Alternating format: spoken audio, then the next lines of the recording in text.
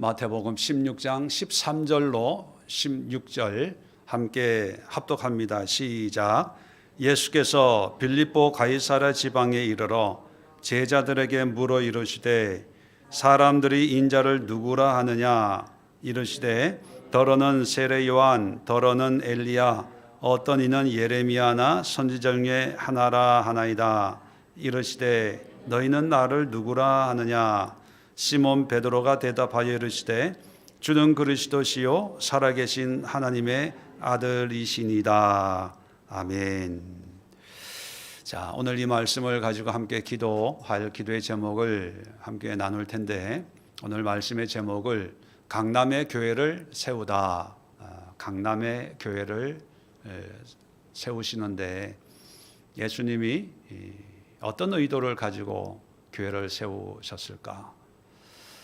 먼저 오늘 본문 내용을 좀 이해할 필요가 있습니다. 예수께서 빌립보 가이사랴 지방에 이르러, 자, 빌립보 가이사랴라고 하는 동네는 어디냐면 이스라엘의 지도를 놓고 이스라엘의 제일 위쪽에 보면 헬몬산이라고 높은 산이 있습니다. 만년설, 정상에는 만년설이 있는 그 높은 산이 있고, 그 산에서 눈이 녹은 물이 흘러서 갈릴리 호수와 요단강으로 흘러 들어갑니다.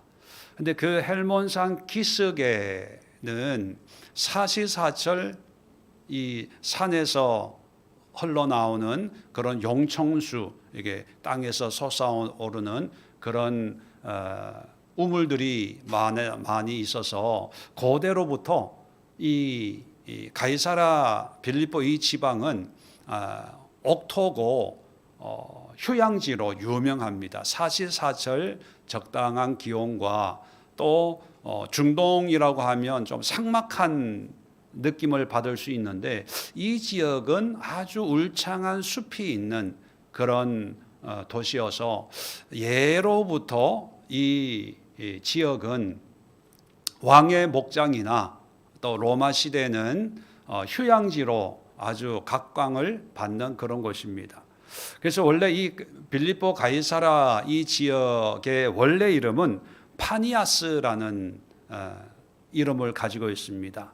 이 파니아스라고 하는 것은 판이라고 하는 신을 섬기는 그런 신전이 있어서 판이라고 하는 우상의 신의 이름을 따라서 파니아스라고 그렇게 불렀습니다. 그런데 이 성경 시대에 그 도시의 이름이 오늘 나와 있는 것처럼 빌립보 가이사랴라고 바뀐 이유가, 빌립보라고 하는 것은 빌립의 당시 분봉왕 빌립의 이름이고, 가이사랴라고 하는 것은 가이사 로마의 황제를 의미하죠. 다시 말하면 이 빌립 분봉왕이 로마의 황제를 위해서 신전을 세우면서 신도시처럼 아주 로마식으로 참 멋있는 그런 도시를 이제 새롭게 세운 거죠. 그래서 이 가이사랴 빌립보는 기존에 있던 많은 우상들, 로마 사회는 다신교 사회 아닙니까? 여러 우상들을 섬기는 신전들이 여러 곳에 있었고, 또 빌립 왕이 로마 황제를 신처럼 섬겨서 신전, 황제를 위한 신전을 건설해서 정말로 위용이 있는, 지금도 그 유적들이 많이 있다고 하는데요, 그 당시는 정말로 황홀한, 가면 완전 신의 세상, 신의 세계처럼 그런 아주 별천지 같은 느낌을 주는 곳이 가이사랴 빌립보입니다. 이 도시는 제일 북쪽에 있거든요. 그래서 예수님이 이방인 전도를 위해서 가장 북쪽에 이제 여행을 하고 있는 거죠. 자, 그런 여기저기의 신전과 우상과 정말 헬라 문화의 휘황찬란한 그런 어떤 도시를 보시면서 예수님이 묻는 거예요. 사람들이 인자를 누구라 하느냐? 나에 대해서 사람들은 뭐라 그래? 그랬더니만 더러는 세례 요한, 더러는 엘리야, 어떤 이는 예레미야나 선지자 중에 중에 하나라 합니다. 이렇게 대답을 하는 거지요. 근데 사실 예수님은 이 대답이 흡족하지를 않지요. 왜냐하면 왜 예수님을 그동안의 이적과 기적에 대한 소문을 아마 들었을 텐데도 그냥 성경적인 인물, 성경에 있는 선지자 중에 하나라고 여기는 이유가 뭐냐면 이 가이사랴 빌립보에 있는 사람들의 의식 속에는 이 세상은 누가 주인이다? 황제가, 또 신이, 내가 섬기는 신이 이 세상의 왕이고 주인이야라고 하는 그런 생각이기 때문에 예수님이 내가 하나님의 아들이고 내가 메시아고 그리스도다 해도 믿지를 않는 거예요. 에이, 그런 게 어디 있어? 뭐 목수의 아들이 갈릴리 사람이 좀 얘기를 들어보면 성경에 대한 어떤 특별한 권세가 있으니까 뭐 선지자 중에 하나지 우리의 왕, 세상의 왕은 아니야라고 하는 그런 조롱의 의미가 담겨져 있는 거지요. 그러니까 씁쓸한 표정을 지었을 것 같아요. 야, 이 사람들이 다 세상에 빠져 있구나. 세상에 미쳐 있구나.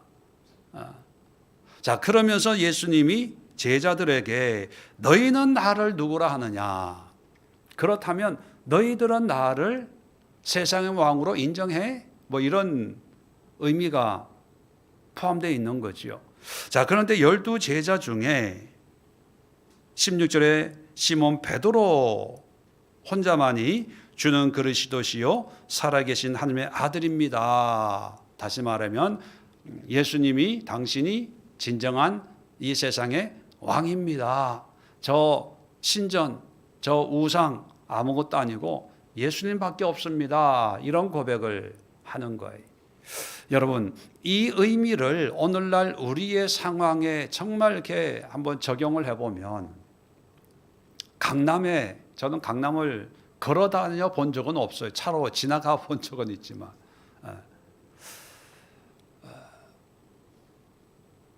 뭐 집 안에도 안 들어가 봤지만 건물이나 이런 게 정말로 엄청 높고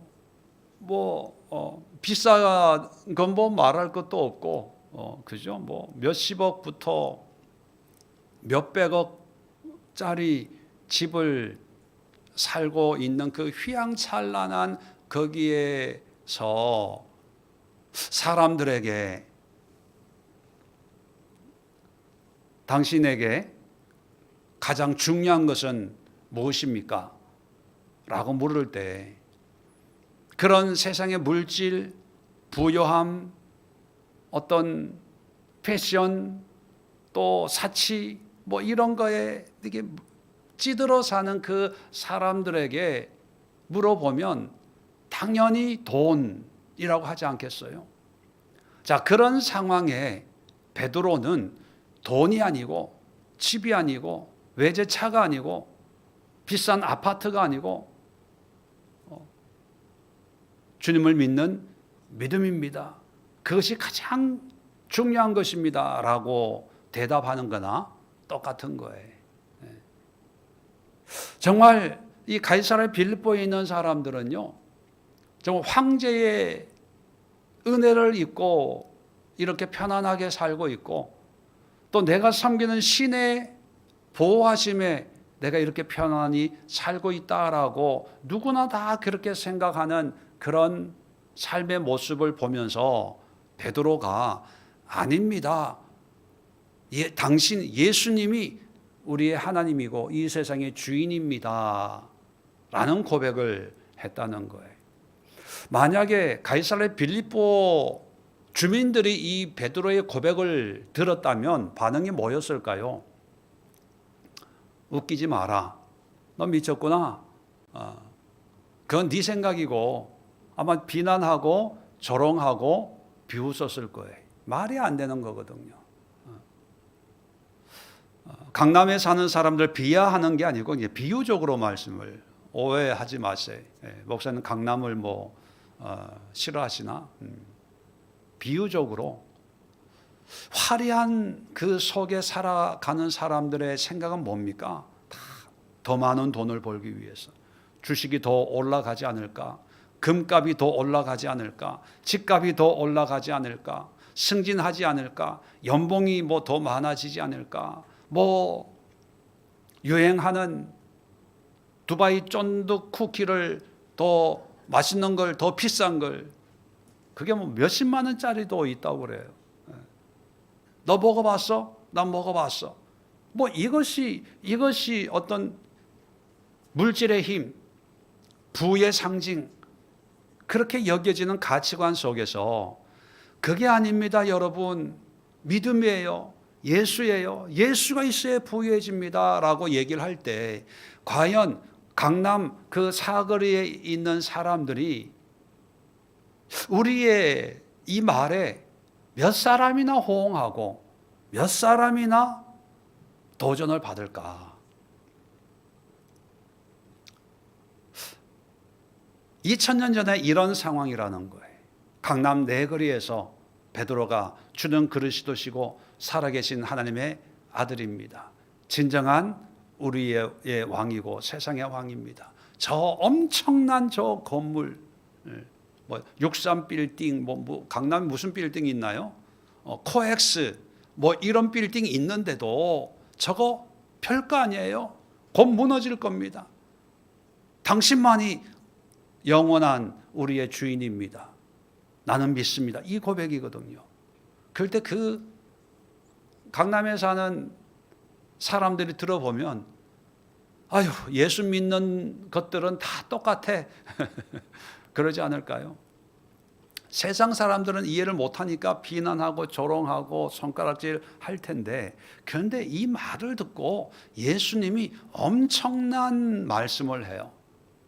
이 얘기를 듣고, 자 17절에 바요나 시모나 내가 복이 있도다. 이를 내가 알게 한 이는 혈육이 아니라요 하늘에 계신 내 아버지시니라. 18절에 또 내가 내게 이르노니 너는 베드로라. 내가 이 반석 위에 내 교회를 세우리니 음부의 권세가 이기지 못하리라. 자, 예수님이 이 상황에서 베드로를 축복하는데 어떤 축복을 하냐? 교회를 세우겠대요. 교회, 에클레시아. 교회는 사도행전에 나오는 어떤 그 예수님 부활 승천하신 후에 어떤 마가의 다락방에 모인 사람들로 시작된 게 아니고요. 엄밀하게 얘기하면 베드로의 이 고백으로부터 이미 시작이 된 거예요. 세상의 신전, 세상에 있는 성전은 땅 위에 세우잖아요. 그죠? 땅 위에 세우는데 이 에클레시아 교회는 땅 위에 세우는 게 아니라 믿음 위에, 이 반석 위에, 이 반석이라고 하는 게 가톨릭에서는요, 베드로라는 말이 반석이란 뜻이라고 생각해서 베드로를 이제 일대 교황으로 여깁니다. 베드로 그 사람을 통해서 시작한다 이렇게 해석을 해요. 근데 우리 개신교에서는 이 반석을 베드로의 신앙 고백에 두거든요. 그렇게 베드로의 신앙 고백, 다시 말하면 주는 그리스도시고 하나님의 아들입니다라고 하는 그 신앙 고백을 하는 사람들의 모임, 공동체를 교회다. 중요한 것은 예수님이 에클레시아를 세우는데 그게 어떤 지역이나 어떤 사람, 어떤 제자, 어떤 무리들, 어떤 특정 그룹을 의식을 하고 염두에 두고 시작한 게 아니라 오직 믿음의 고백 위에 예수님의 에클레시아를 시작을 했다는 것입니다. 그래서 세상의 절이든지 천주교회든지 뭐 유대인들의 회당이든지 성전이든지 모든 어떤 조직이나 건물들은 어떤 지역이나 지리적인, 물리적인 어떤 그런 환경 속에 세워지지 않습니까? 그런데 이 예수님이 약속한 이 교회는 그걸 초월해요. 초월하고 모든 어디서든지 어떤 곳에든지 초월하고 단지 베드로의 이런 예수님에 대한 신앙 고백을 하는 그런 사람들의 모임이 교회인 거예요. 오늘날 또 우리는 우리 교회가 점점 구약화되고 가톨릭화되고 이런 생명력이 있는 교회의 의미는 점점 작아지고 성전처럼 어느 지역에 어디 위치에 보여지는 건물 안에 또 많은 사람들이 모여서 예배하는 그리고 교리와 교단과 교파가 있는 이런 어떤 물리적인 공간적인 그런 모습의 교회가 진짜고 정말 예수님이 세우시겠다고 하는 이런 영적인 성경적인 에클레시아에 대해서는 별로 관심이 없습니다. 어떤 경우 이상한 거 아니야? 뭐 이렇게 색안경을 끼고 볼 정도로 이 예수님이 세우겠다고 하는 이 교회 에클레시아에 대한 이해가 없어요. 이 에클레시아가 얼마나 파워풀한지 두 번째는 뭐냐면 이 에클레시아가 어떤 기능을 하느냐. 자, 계속해서 보면 18절에 보면 내 교회를 세우리니 음부의 권세가 이기지 못한다. 자, 음부의 권세라는 말이 음부라고 하는 하데스인데 어떤 죽음, 어떤 하나님과 반대되는 대립되는 개념입니다. 17절에는 시몬에게 네가 알게 하니는 혈육이 아니고 하나님에 계신 아버지다, 하나님이다. 그 얘기는 뭡니까? 하나님의 권세가 너에게 지혜와 총명으로 그런 고백을 하게 한 거야, 이런 의미거든요. 자, 하나님의 능력, 하나님의 권세로 알게 됐다는 것과 또 음부의 권세라는 게 있다는 거예요. 다시 말하면 하나님의 권세, 음부의 권세 서로 대립하는 거지만 중요한 건 뭡니까? 지금 황제의 신전과 우상과 이런 그 신전들이 드글드글한 그 곳에서 지금 이 대화가 이루어지고 있거든요. 세상 사람들은 황제의 권세, 빌리 왕의 권세, 우상의 권세의 그런 흔적들을 목격하고 있는 그런 상황에서 예수님이 말하는 권세는 어떤 권세입니까? 하나님의 권세와 음부의 권세. 다시 말하면 보이지 않는 권세. 사실 로마 황제가 세상을 다스리는 게 아니고 누가 다스립니까? 하나님이 다스리는 거지요. 그리고 또 로마인들은 황제도 신이라고 생각을 해요. 그 얘기는 뭐냐면 신이 다스려 이런 생각은 가지고 있어요. 그래서 신전을 만들고 우상을 숭배하는 거죠. 그 로마인들도 신이라는 존재가 있는데 그 신이 모든 걸 주관한다. 그래서 그리스 로마 신화를 만들기도 하죠.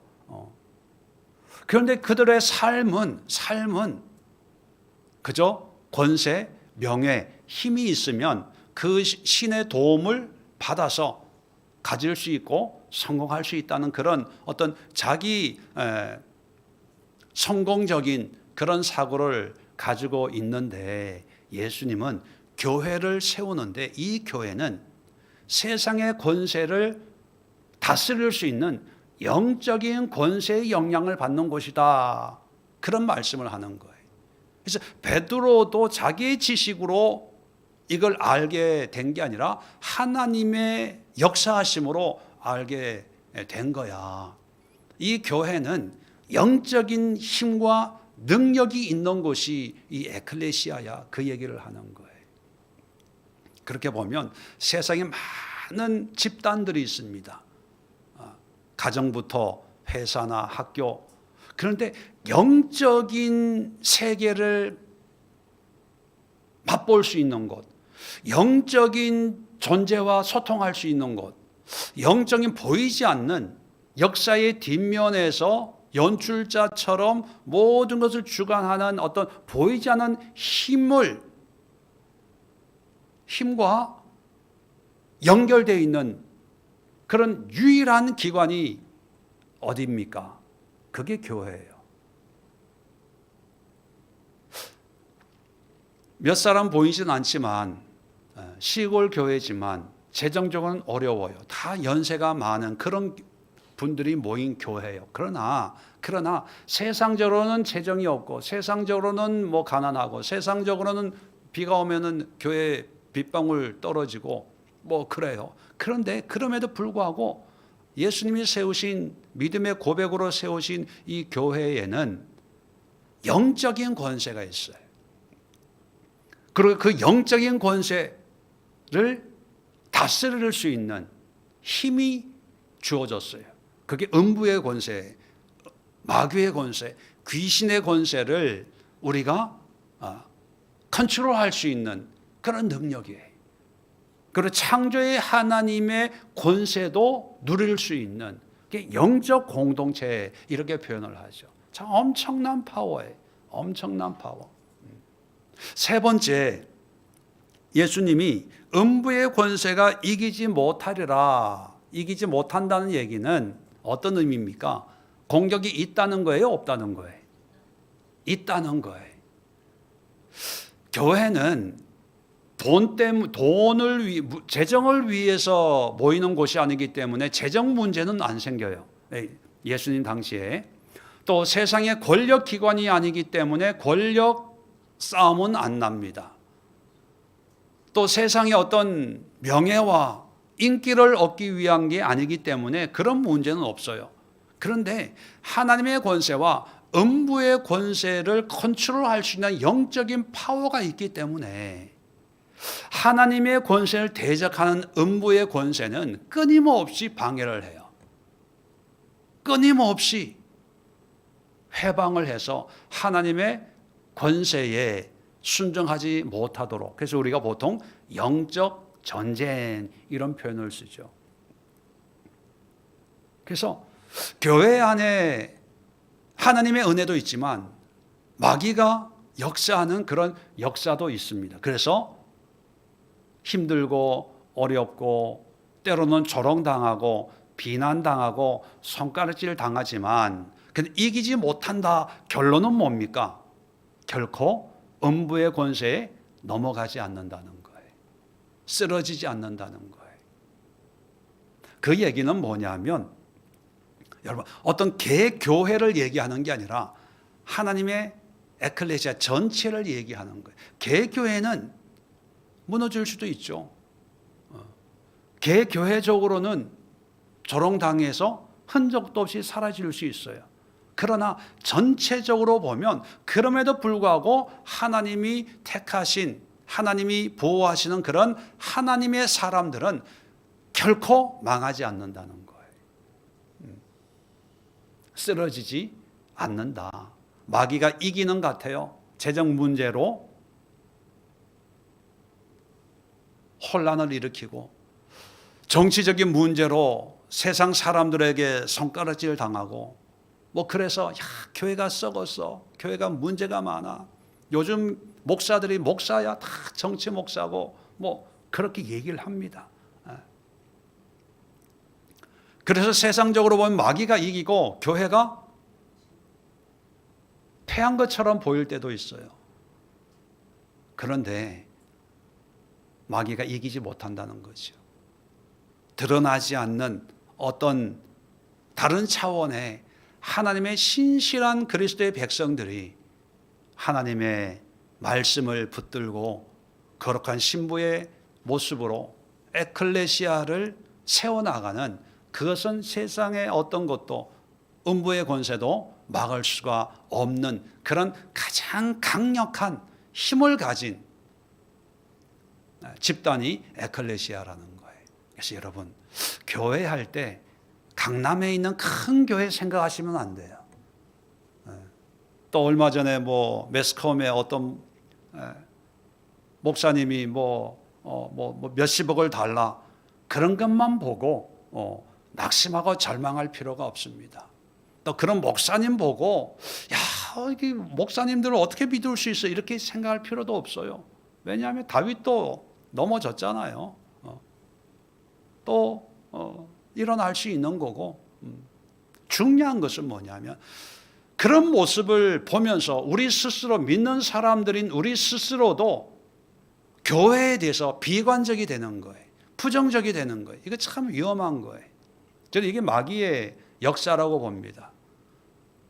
이런저런 모습을 드러내면서 봐, 교회는 다 똑같아. 목사들 다 똑같아. 장로들 다 똑같아. 권사들 다 똑같아.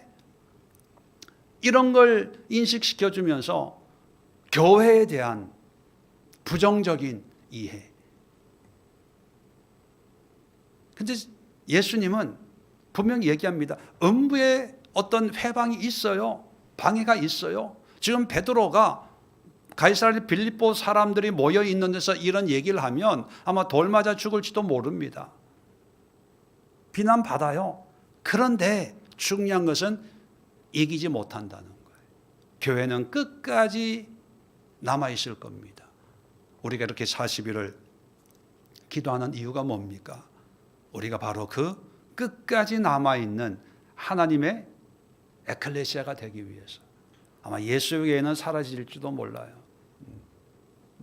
장로교, 감리교 이런 순복음 이런 건 사라질지도 모릅니다. 오직 남는 건 뭡니까? 하나님의 에클레시아예요. 마지막 네 번째가 참 중요합니다. 자, 네 번째 예수님이 19절에 보면 천국 열쇠를 준다 그런 말씀을 합니다.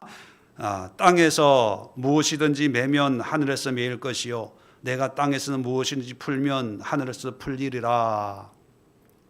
자, 이 땅에서 이제 기준이 땅에서 매든지 풀든지 이 땅이라고 하는 것은 교회 에클레시아죠. 우리가 살아가는 그런 에클레시아를 통해서 자, 이 교회를 통해서 뭔가 풀어요.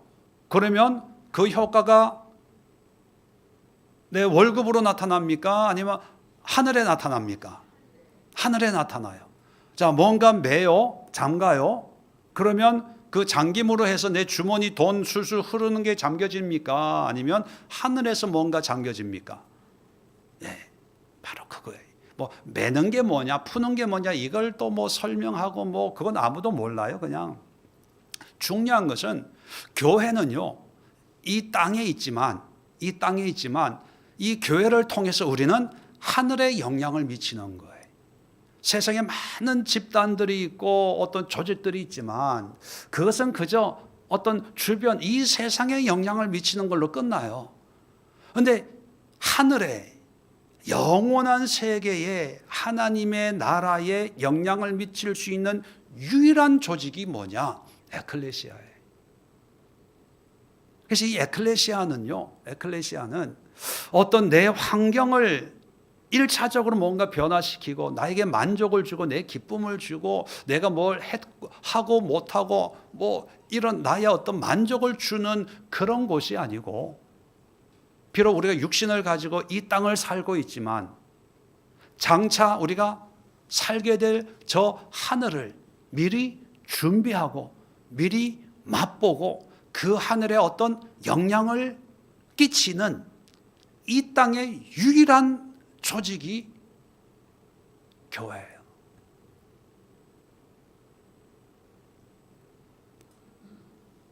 그 의미를 천국의 열쇠라는 표현을 쓰는 거예요. 열쇠. 이 땅에서 하늘을 창고문을 열 수 있다는 거죠. 근데 마귀는 이런 하늘의 기대와 소망을 주는 이 교회를요, 자꾸 현실의 어떤 기대와 소망을 주는 것으로 우리의 관심을 자꾸 변질시킵니다. 그게 음부의 권세거든요.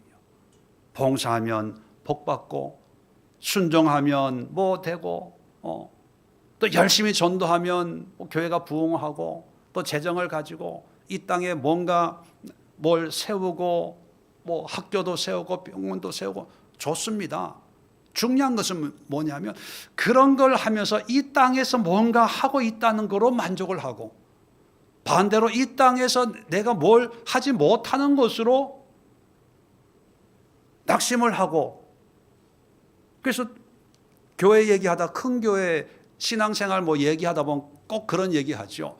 우리 교회가 뭐 예산을 얼마나 들여서 뭘 하고 선교를 하고 선교지에 학교를 짓고 병원을 짓고 뭐 우리 목사님은 뭐 전 세계 1년에 뭐 거의 뭐 전 세계 다니고 또 큰 교회에서는 목사님 또 아프리카 선교 가가지고 거의 집회하고 있는 걸 또 영상으로 보여줘요. 그래서 막 대통령도 오고 국무총리도 오고 뭐 이런 것도 하고 막 그런 걸 보면서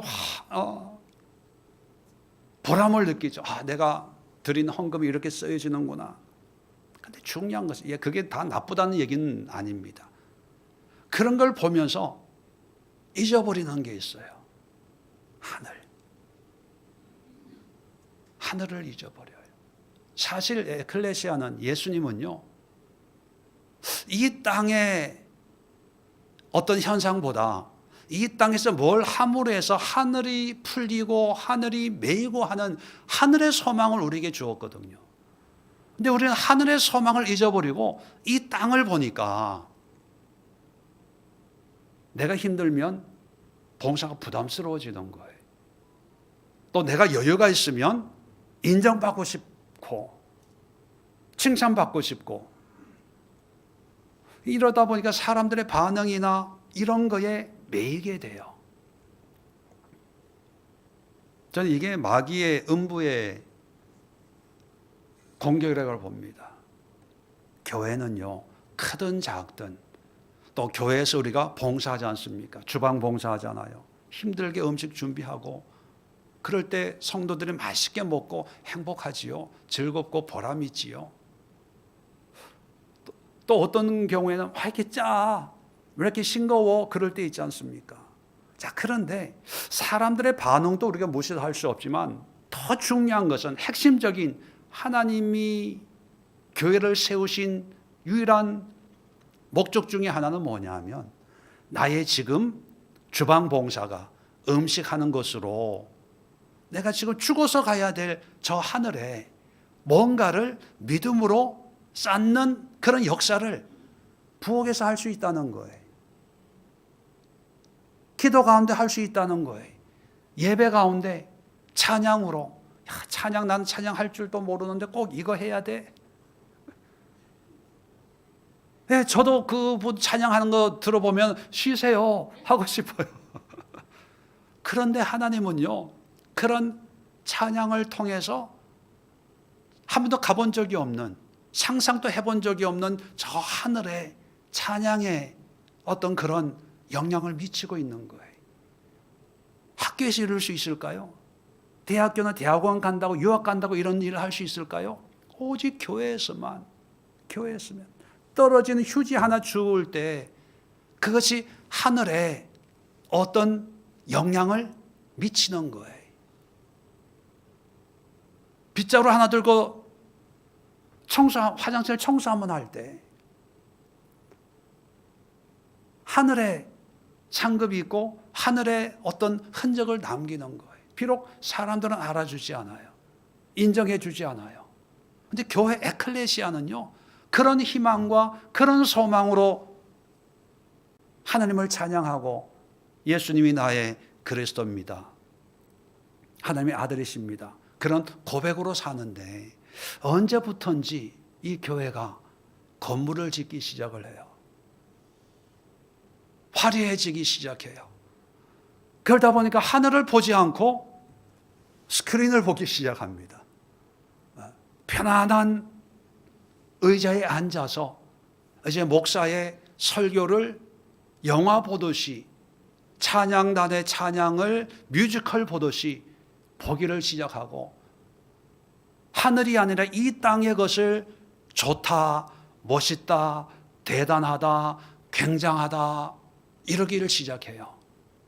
그러다 보니까 사람들 다 땅의 것에 관심을 가지니까 교회들이 이 땅의 것을 좋게 꾸미기를 시작하는 거예요. 만들어가기를 시작하는 거예요. 왜? 사람들의 관심이 다 여기 있으니까.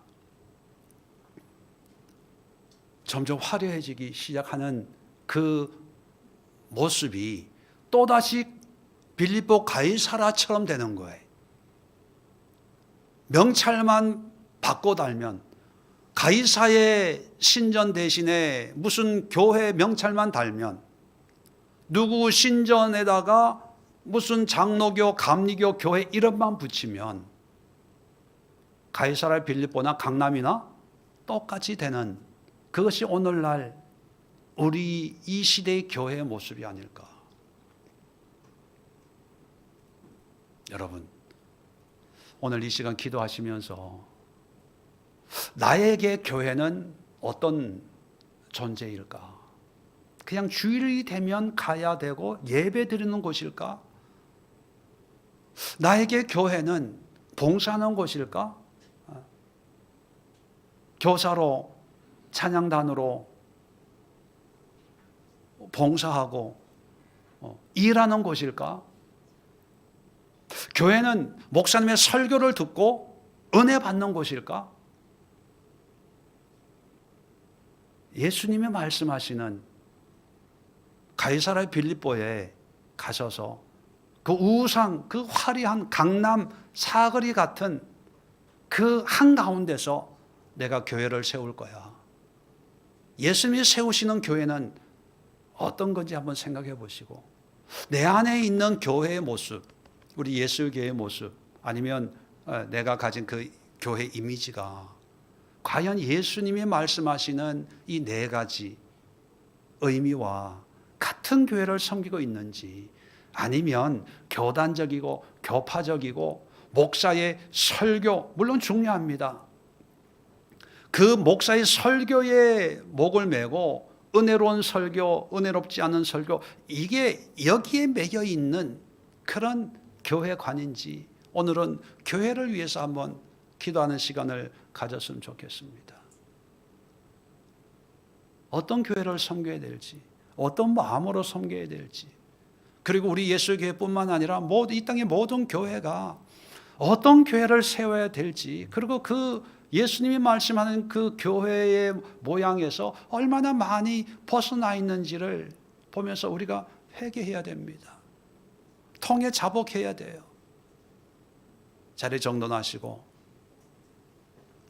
오늘 예수님의 그 교회를 나에게도 우리에게도 허락해 주옵소서. 그 교회를 세우기를 원합니다. 그 영적인 파워가 있는, 하늘에 영향을 미치는 그런 교회를 만들어 가기를 원합니다. 여러분, 간절한 마음으로 함께 기도하는 시간 갖도록 하겠습니다. 주여 한번 외치고 기도합니다. 주여.